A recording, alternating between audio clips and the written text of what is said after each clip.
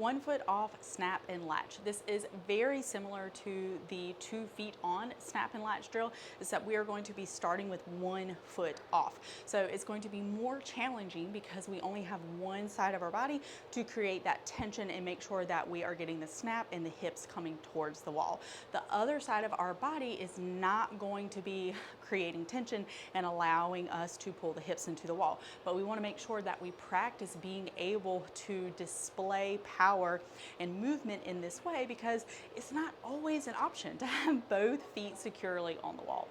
Your setup here is very similar to the snap and latch. We're going to use some pretty good holds. I think it's great to use a little bit steeper terrain versus vertical, and we want to make sure that the sides of the holds is not the part that is the hardest for us when we are doing this drill.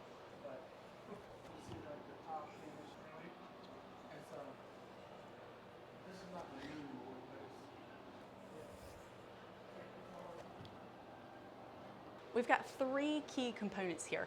Number 1, you have the snap from your supporting leg. Number 2, we really want to make sure that if it feels right, we are keeping the other leg kind of in control and not letting it swing out wildly. There will be some instances where it will be to your advantage to let the other leg swing out, but we want to practice with a little more control versus less control to begin with.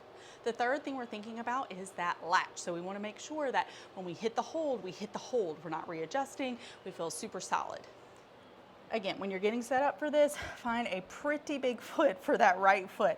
I don't want you to be using something super small to start out with. The left foot's just going to dangle, and we're going to be here, and I'm going to think about snap, latch.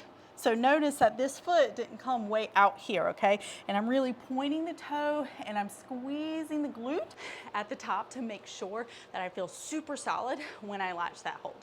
That is your 1 foot snap and latch climbing drill.